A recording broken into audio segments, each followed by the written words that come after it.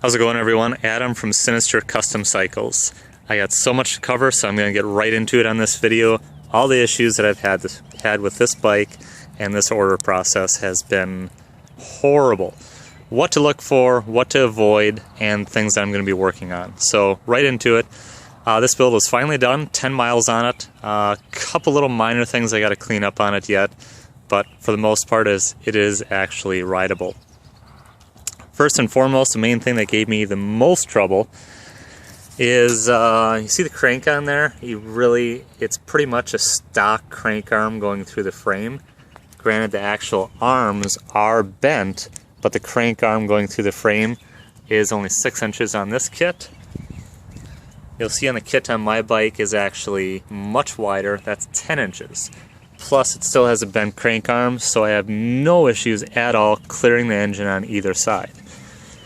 Now with this kit, they swear up and down that nobody has ever had this trouble, and they sent the right kit. I call a bunch of crap on that.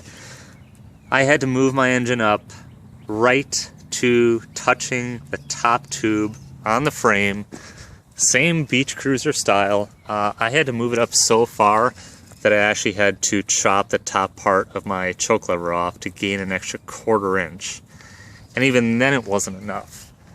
Then I still had issues with clearance. This crank arm would hit the engine right here.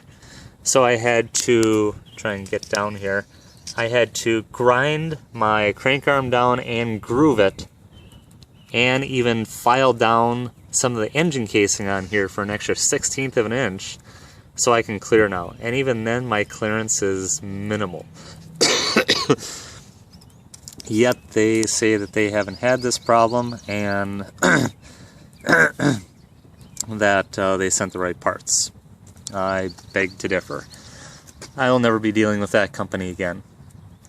Also, the parts on this engine kit are horrible. The engine plate on mine is double thickness. They offset the opening on the engine plate. So you see you got less space on this side than you do on this side, which made the mounting horrible. All the mounting holes were off, so I had to re-drill everything myself and remount it the right way. Nothing, even some of the hardware, and this is something you really got to pay attention to. I don't know if I covered this in other videos. The directions for these engine kits are, there's just nothing to them. There's no explanation of the hardware or anything that comes with the kit. So you kind of just got to lay everything out and kind of guess where everything goes.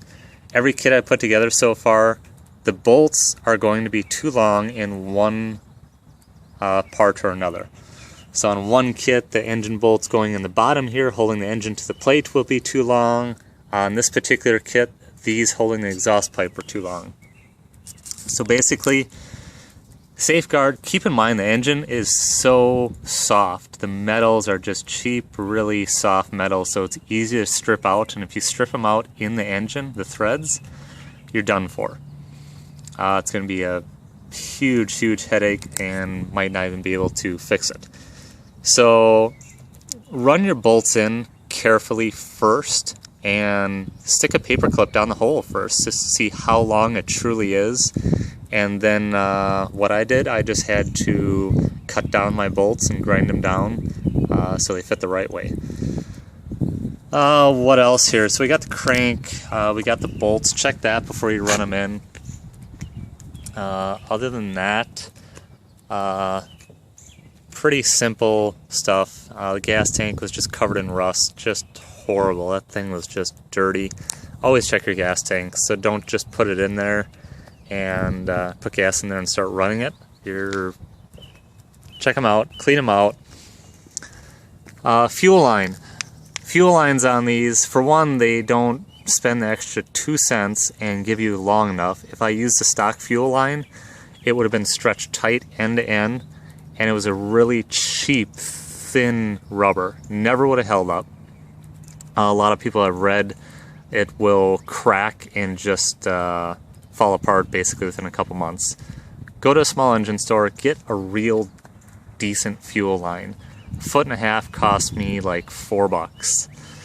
So that's another thing. Another thing that really cheapened on these things. You can see the housing on there. Paint's flaking off, things like that. It actually came like that out of the box. It's nothing that I did, nothing that I slipped with a screwdriver or anything. That's just the way it comes. Just horrible, horrible cheap stuff. Metal grips.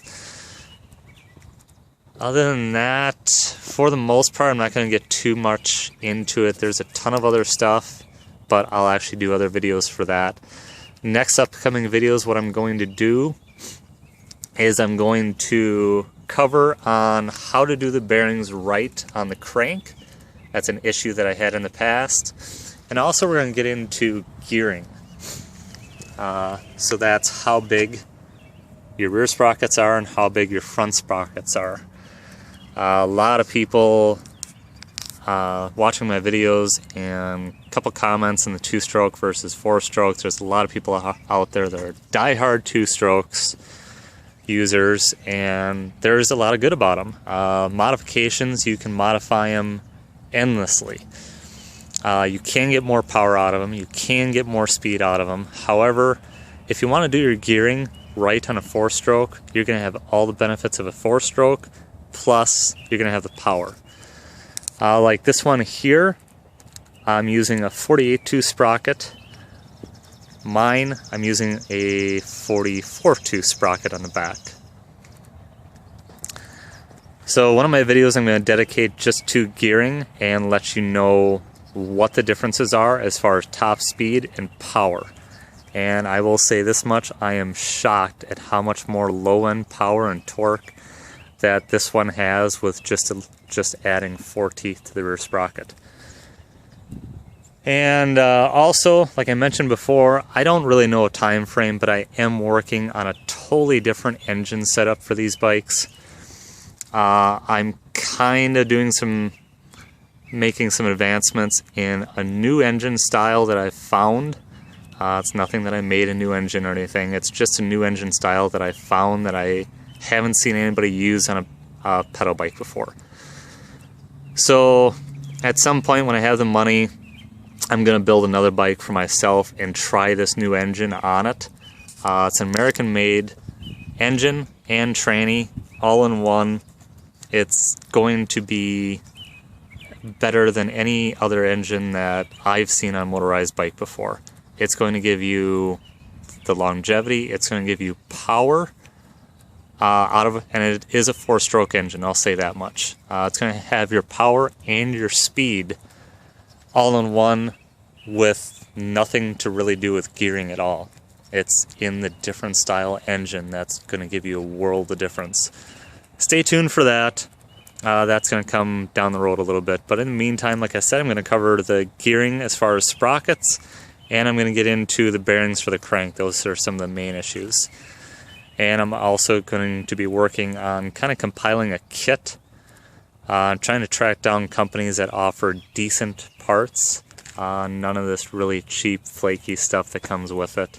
And then maybe even doing my own kits in the future to give people better mounting options for their engines and grips and gas tanks, things like that, and also just better parts in general. So this is a Cheetah 49cc 4-stroke engine. Like I said, I got 10 miles on there so far. I'll go more in depth as far as the specs on it, performance specs and everything later on. So subscribe. Any questions or comments, please leave them in the comment section, or email me directly. I'll put my email address up here. And check your comments, because I do try and get back to your comments, respond to them as soon as possible. So just check back and then keep on responding to me. And we'll try and get you set up, and I'll try and help people out as much as possible. Alright, have yourselves an awesome day, and until next video, talk to you guys later.